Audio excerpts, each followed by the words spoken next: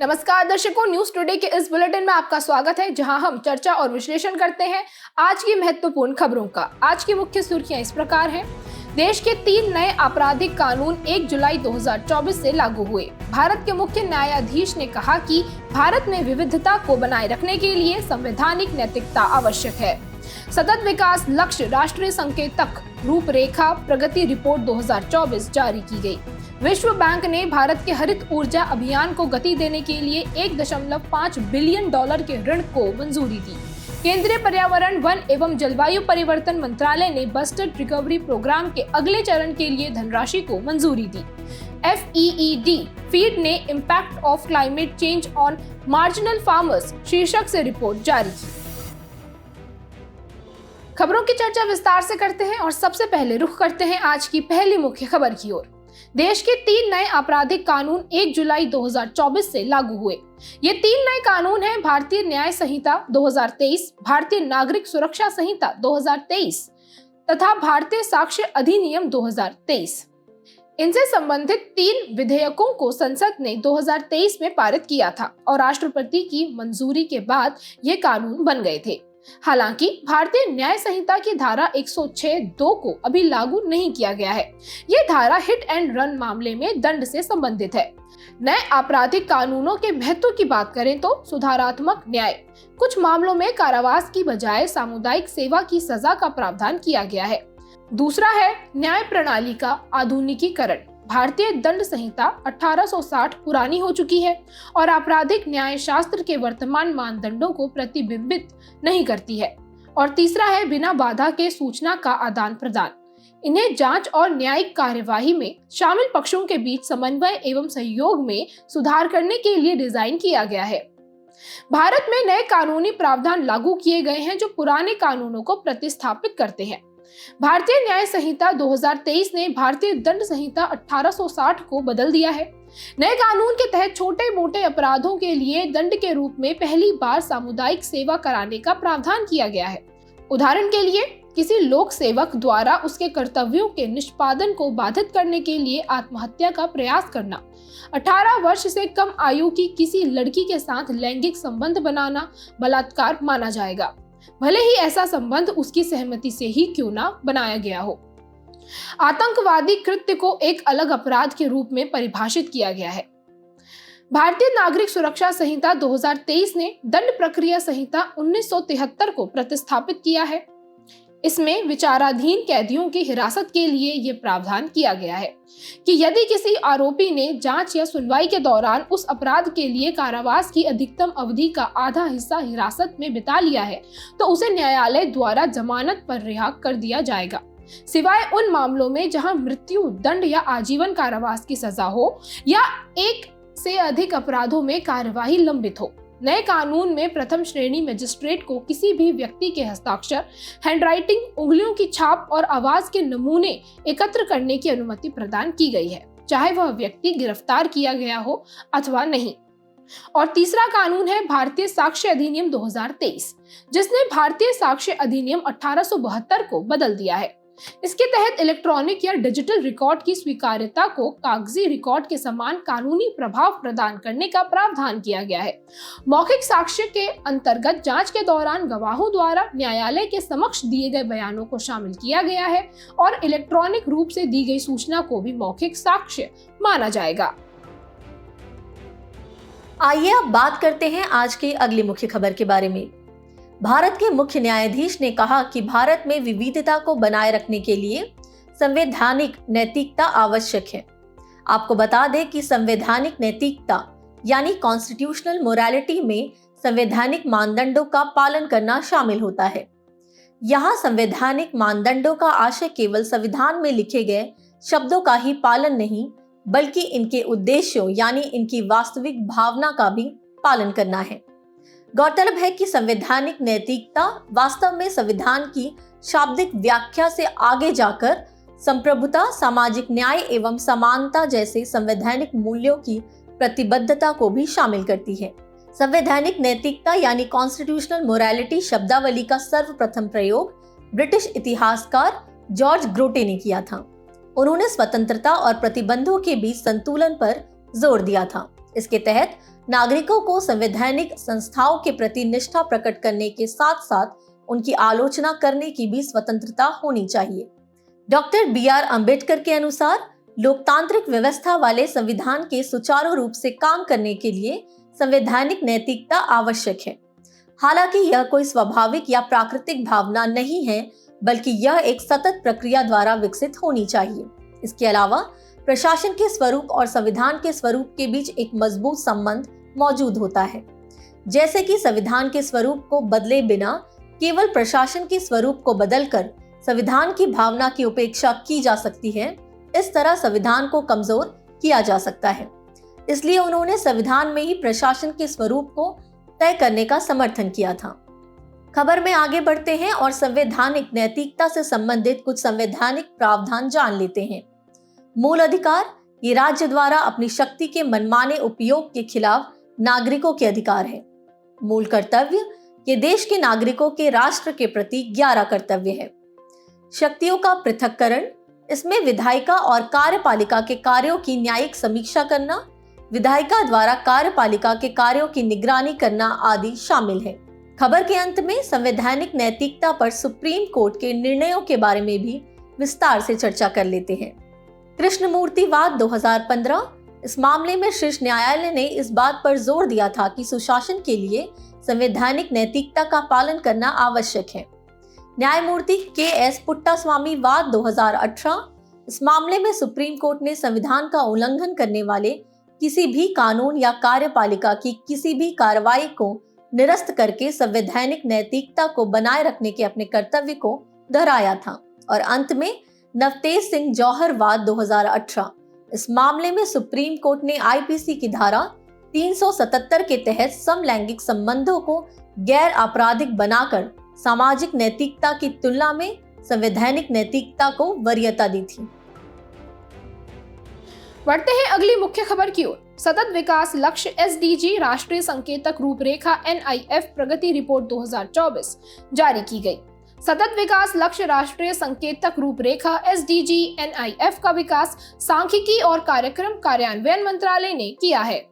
इसे संबंधित मंत्रालयों, संयुक्त राष्ट्र एजेंसियों और अन्य हितधारकों के परामर्श से विकसित किया गया है। ये एक वार्षिक रिपोर्ट है जो राष्ट्रीय स्तर पर SDGs की प्रगति की निगरानी की सुविधा प्रदान करती है। सतत विकास के लिए 2030 एजेंडा, 17 सतत विकास लक्ष्यों और 169 संबंधित उप लक्ष्यों की प्राप्ति पर केंद्रित है। आइए अब SDG NIF प्रगति रिपोर्ट के मुख्य बिंदुओं पर एक नजर डालते हैं। रिपोर्ट के अनुसार 2015-16 और 2023-24 के बीच हमने SDG के लक्ष्यों को प्राप्त करने में कई महत्वपूर्ण प्रगति की है। पहला है निर्धनता का उन्मूलन। 2015-16 में गरीबी में जीवन यापन करने वाले सभी उम्र के पुरुषों, महिलाओं और बच्चों का अनुपात 24.85% था, जो 2023-24 में घटकर 14.96% रह गया है। इसी प्रकार बैंक क्रेडिट लिंकेज प्रदान किए गए। स्वयं सहायता समूहों की संख्या 2015-16 में 18.32 लाख थी, जो 2023-24 में बढ़कर 44.15 लाख हो गई है। दूसरा है जीरो हंगर। 2015-16 में प्रति श्रमिक कृषि में सकल मूल्यवर्धन 61,427 रुपए था, जो 2023-24 में बढ़कर 87,609 रुपए हो गया है। तीसरा है गुणवत्तापूर्ण शिक्षा। 2015-16 में उच्चतर माध्यमिक शिक्षा में सकल नामांकन अनुपात 48.32% था, जो 2023-24 में बढ़कर 57.60% हो गया है। चौथा है लैंगिक समानता। 2015-16 में बैंक क्रेडिट लिंकेज प्रदान किए गए। स्वयं सहायता समूहों में केवल महिला सदस्यों वाले SHGs का अनुपात 88.92% था, जो 2023-24 में बढ़कर 97.53% हो गया है। पांचवा है स्वच्छ जल एवं स्वच्छता। 2015-16 में ग्रामीण क्षेत्रों में स्वच्छ पेयजल स्रोत का उपयोग करने वाली जनसंख्या का प्रतिशत 94.57 था, जो 2023-24 में बढ़कर 99.29% हो गया है। छठा है असमानताओं में कमी।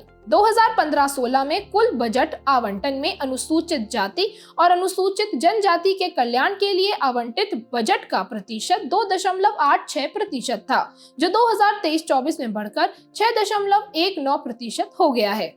और आखिरी है संधारणीय शहर और समुदाय। 2015-16 में सभी घरों से अपशिष्ट संग्रह किए जाने वाले वार्ड्स का प्रतिशत 43 था, जो 2023-24 में बढ़कर 97% हो गया है।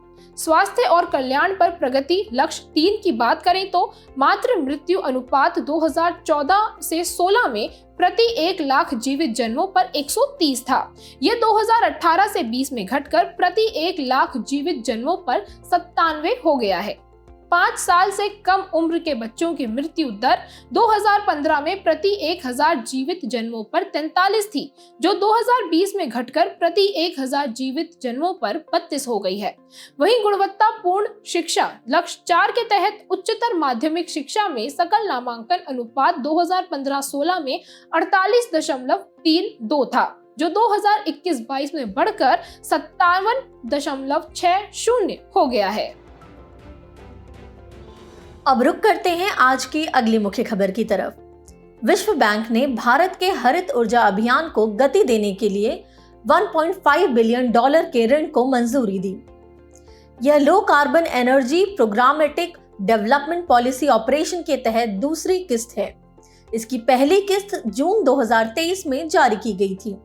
आपकी जानकारी के लिए बता दें कि ऑपरेशन का विकास संबंधी उद्देश्य भारत में निम्न कार्बन उत्सर्जन वाले ऊर्जा स्रोतों के उत्पादन में तेजी लाना है। इस ऑपरेशन के कुल 3 स्तंभ हैं। पहला है ग्रीन हाइड्रोजन को बढ़ावा देना।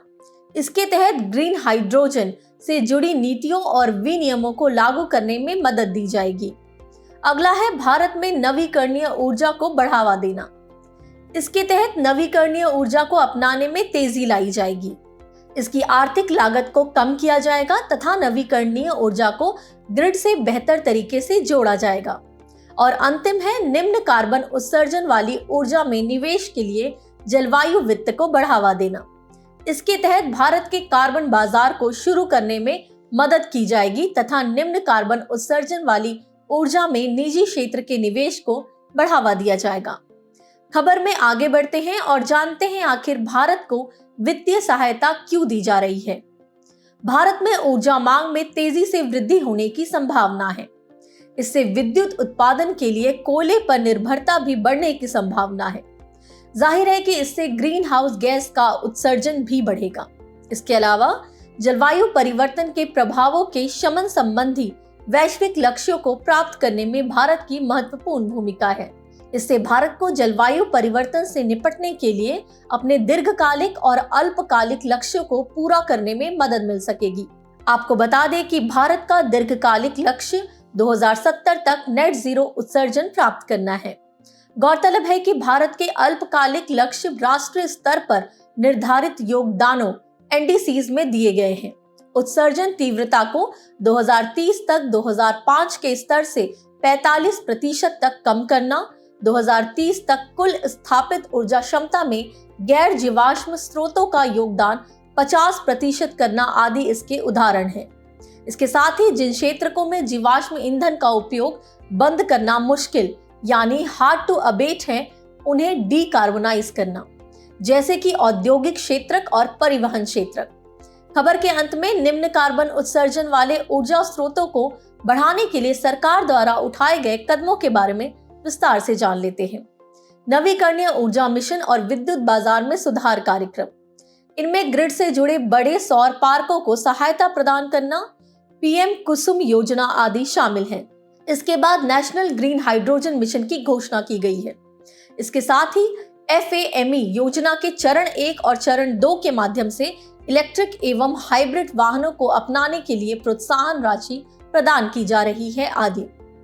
FAME का आशय है हाइब्रिड और इलेक्ट्रिक वाहनों का तीव्र अंगीकरण एवं विनिर्माण योजना। अब रुख करते हैं आज की अगली मुख्य खबर की ओर। केंद्रीय पर्यावरण, वन एवं जलवायु परिवर्तन मंत्रालय ने बस्टर रिकवरी प्रोग्राम के अगले चरण के लिए धनराशि को मंजूरी दी। बस्टर्ड रिकवरी प्रोग्राम 2016 से चलाया जा रहा है। ग्रेट इंडियन बस्टर्ड और लेसर फ्लोरिकन की संख्या बढ़ाने के लिए ये एक दीर्घकालिक संरक्षण कार्यक्रम है। ये कार्यक्रम भारतीय वन्यजीव संस्थान द्वारा चलाया जा रहा है। इसके अगले चरण को 2024 से 2033 तक लागू किया जाना है।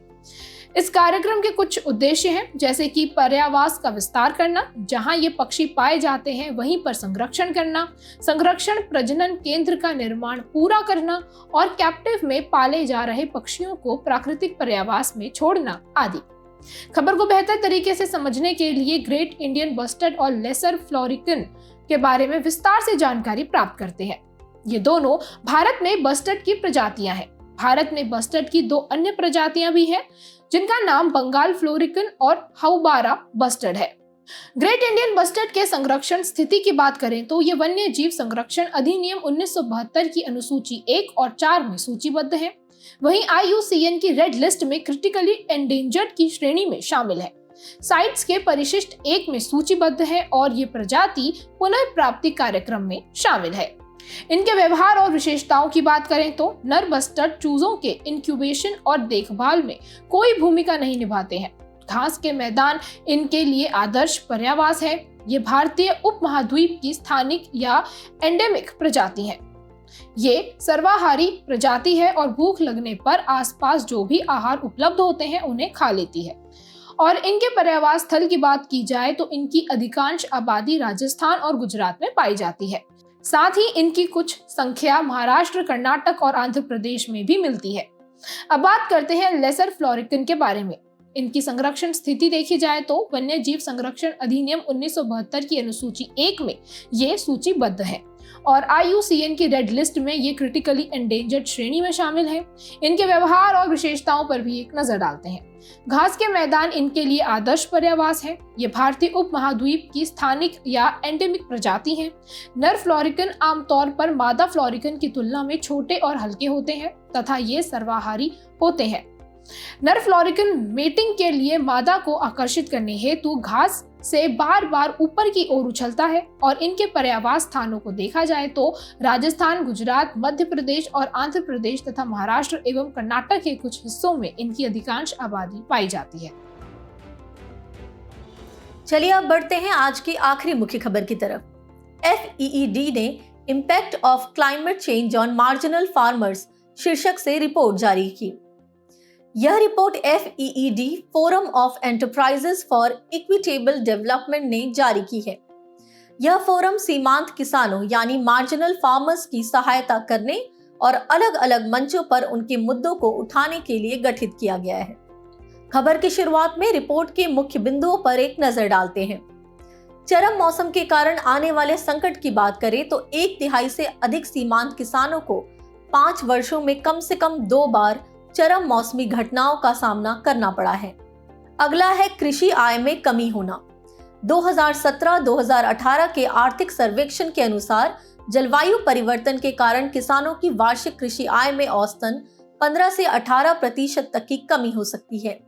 यह कमी असिंचित क्षेत्रों में बढ़कर 20 से 25% तक हो सकती है। इसके बाद है आजीविका विविधीकरण। जलवायु प्रभावों के कारण 86% से अधिक सीमांत किसानों ने कृषि के साथ साथ अन्य वैकल्पिक व्यवसाय करना शुरू कर दिया है। वैकल्पिक आजीविका में किसी अन्य जगह पर रोजगार हेतु अस्थायी प्रवास करने जाना, मनरेगा के तहत काम करना आदि शामिल है।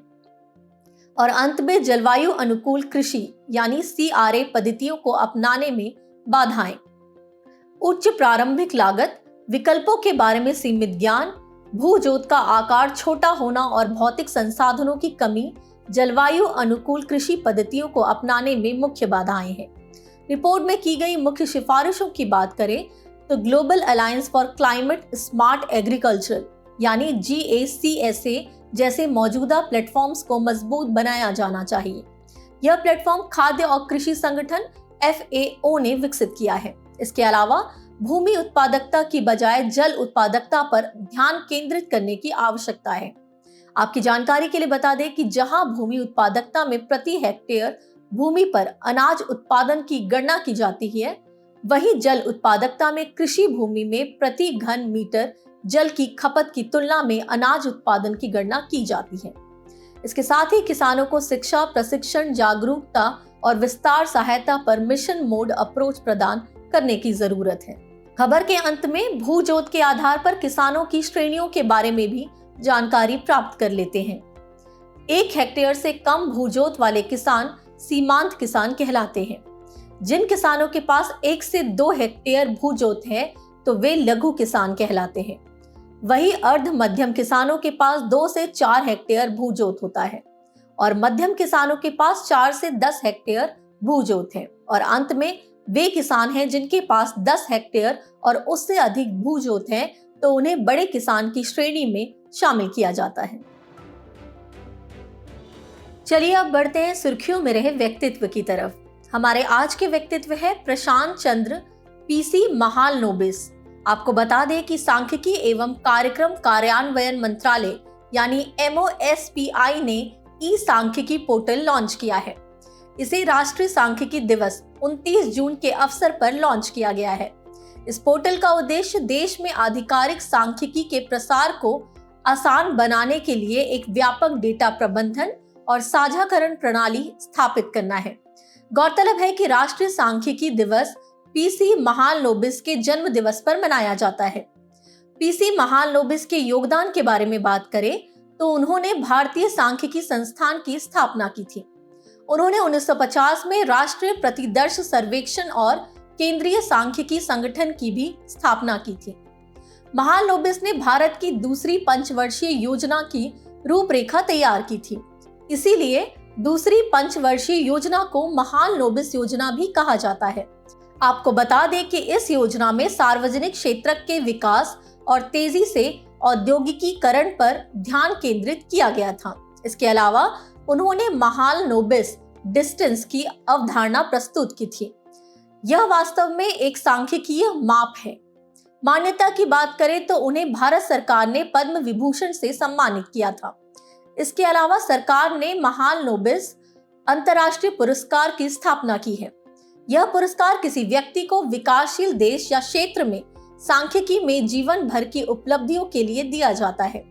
गौरतलब है कि यह पुरस्कार सांख्यिकी और कार्यक्रम कार्यान्वयन मंत्रालय यानी MOSPI द्वारा समर्थित है।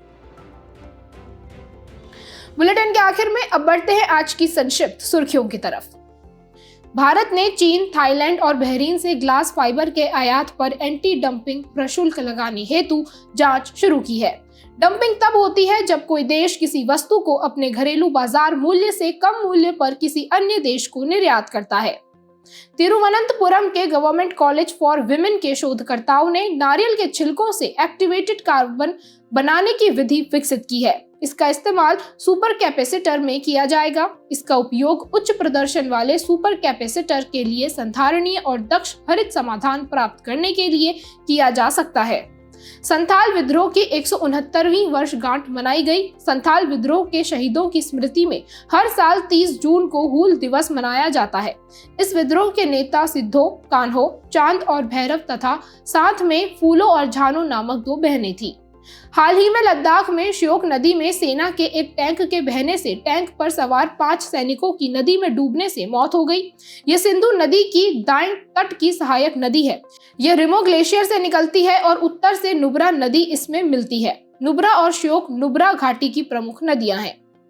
उत्तराखंड में केदारनाथ मंदिर के पास स्थित गांधी सरोवर भारी हिमस्खलन की चपेट में आ गया है। गांधी सरोवर को चौराबाड़ी ताल के नाम से भी जाना जाता है। इसका मूल नाम कांति सरोवर है। ये झील चौराबाड़ी नामक ग्लेशियर से उत्पन्न हुई है। ऐसी मान्यता है कि इसी झील के पास भगवान शिव ने सप्त ऋषियों को योग का ज्ञान दिया था।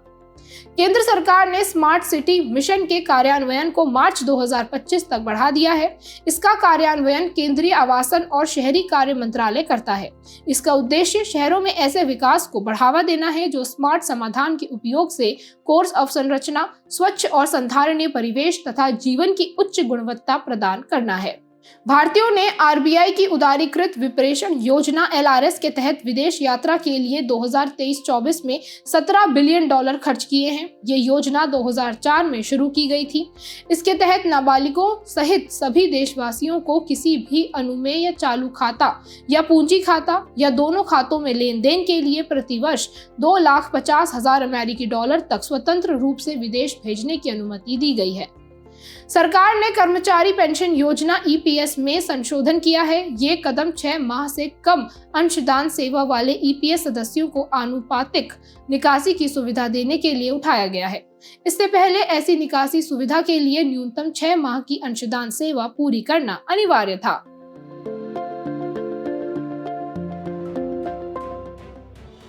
जाने से पहले आपकी समझ की परीक्षा के लिए डालते हैं एक नजर हमारे स्पेशल सेगमेंट प्रश्नोत्तरी पर।